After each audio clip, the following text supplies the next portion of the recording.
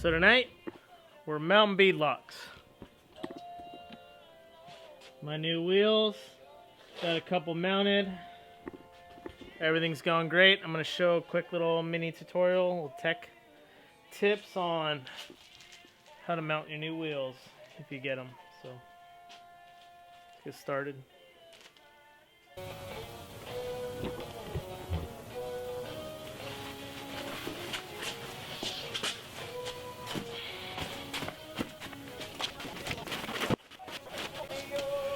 Step 1, take the wheel out of the box. Step 2, you're going to want to use some kind of soap. I've got this camp soap. I got a big 5. It seems to work really good for what I'm using it for.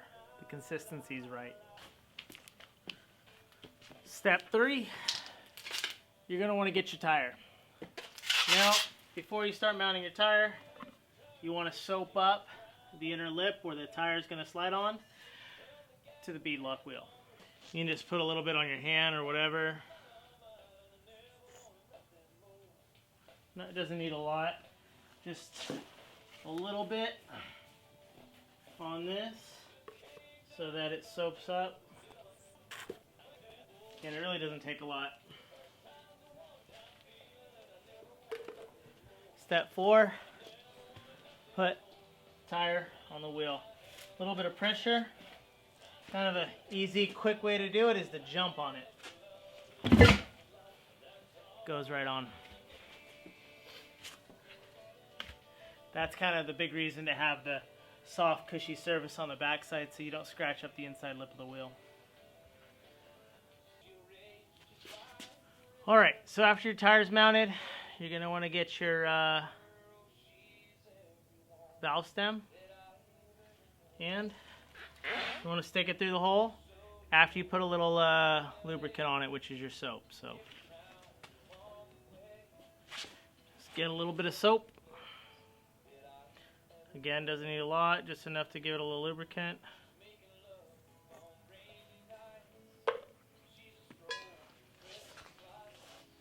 And then I don't have the correct tool, so I just take pliers, I stick it on the cap. Make sure you put the cap on there so you don't damage threads, and you pull it through.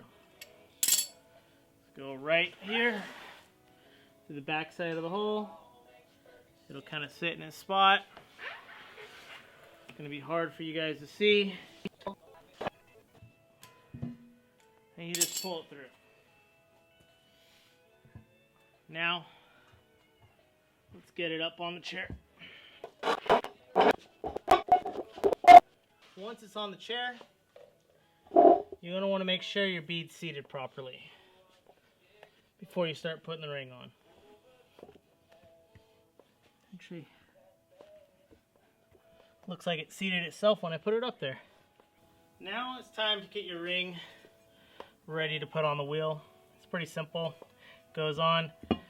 Before you do this, you want to make sure this is lubricated so this goes on nice and smooth. Lubricate it up. Not a whole lot, just enough to give it a little movement so it doesn't get stuck on there. And everything seats smooth and properly.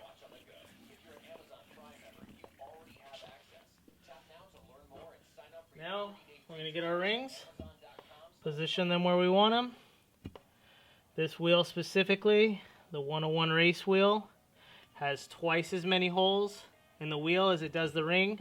So in case there's an issue while you're racing or off-roading or whatever, you can clock the ring and reposition it. So in case if you screw up any of the holes or anything happens. So put it right there. And on to step number that many. Now we get our hardwood kit. We get the washers out. Put a washer in each one of the holes.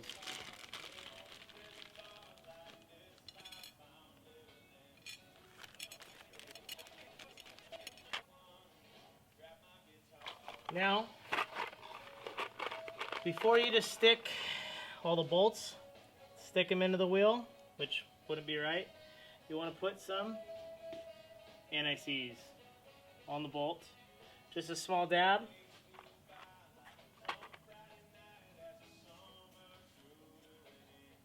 to help keep everything from seizing up on you when you go to replace your tires in the future. So I just dab the corner. It's kind of hard when you're not holding it. Just dab the corner. A little bit of anti-seize. It's going to be hard to see here. And go ahead and start the bolt with your hand.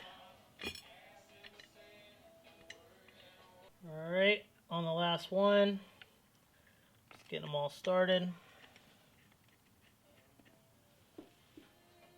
And time to snug them all down a little bit.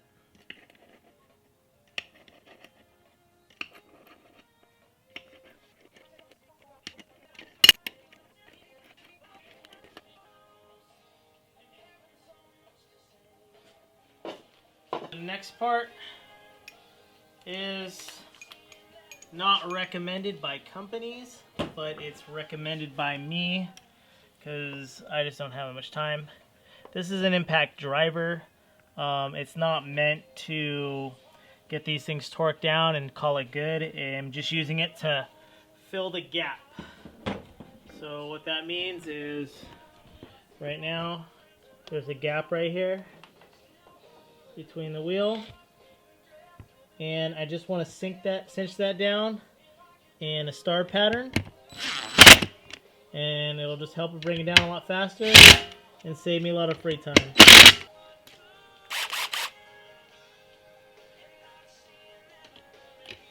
And I'm going in a star pattern perfectly. I'm not going to film it because I'm actually not doing that because I'm terrible at this.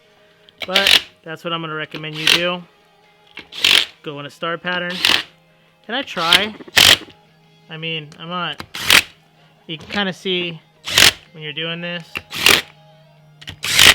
which ones are high, which ones you haven't hit yet. So you can kind of go around and try to be responsible with it. The goal really is just to get everything cinched down nice and evenly, and not to do anything too much too quick. So once it gets pretty much close to being torqued, I'm going to go down and cinch it all down to 22 pounds per bolt.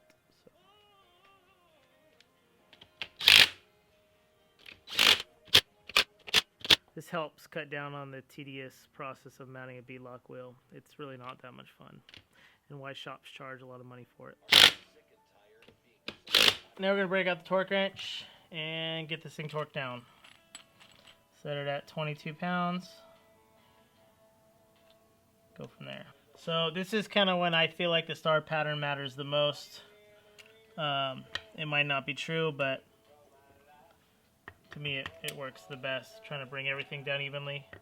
I really do try to do maybe a quarter turn at a time, and just try to hit every bolt as slow as possible, because what you're really doing is, if this bolt's torqued and these two aren't torqued yet, this one's technically not torqued. So, and if you torque this one, these two aren't torqued. So until you move the wrench and nothing moves at all, in my opinion, nothing's torqued. So you got to go down as evenly as possible until literally nothing moves at all when you stick the wrench on it.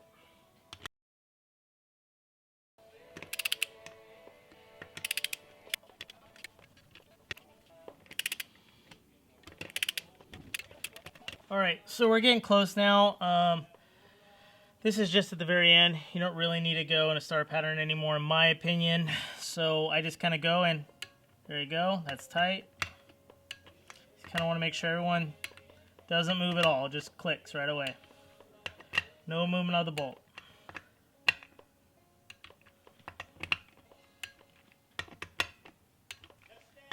If one moves at all, like even a little bit, I'm going to go around and I'm going to retorque everything again. See that one moved? There we go. See how it's moving a little bit? So we're going to go around and do the whole thing again. Because it'll just the ones next to it, which will adjust next to it, and it just kind of goes in a circle. So my big thing is if it moves at all, I redo the whole thing. Like these ones, not moving. So now we're back at our starting point. I think I can go all the way around now. Everything should be torqued on this one. And we're torqued. It's not fun. It actually hurts my back every time I do it because I'm bending over the whole time. But I think if you do it right, it's definitely well worth it, because I've taken this truck right here on a lot of trips, and I've never had an issue with my Beadlock wheels. So something I think I'm doing right. So a lot of street miles all the way to Mexico and back. Just gotta take your time and do it slow, man. Yeah, use all the right steps and should have a easy process owning a set of Beadlock wheels. Not required for everybody though. Please remember that. Actually, I don't even need them. I just have them because I work for the company and they're really easy to paint because they come raw.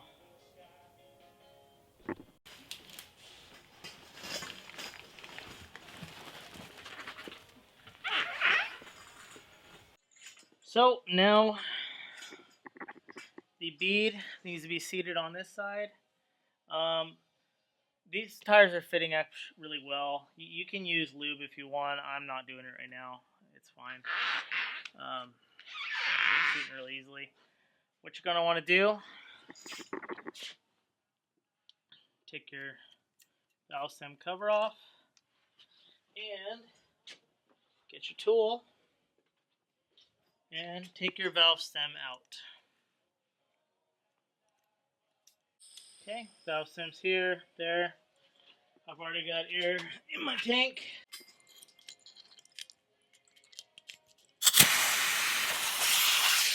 Leaks nice and good. You just stick this in here.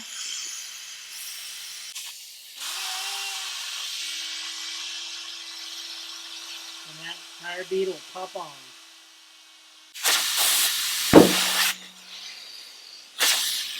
There you go.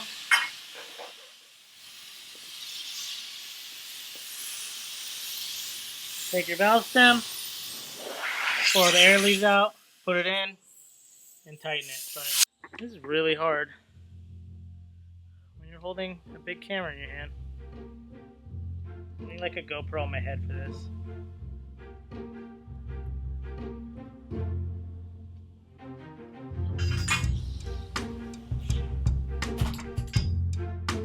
Anyways, now come back on. We got a fancy new mounted Beadlock wheel. All seated 100% back here.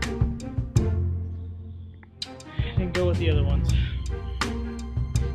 What's up? Did it! Arrgh.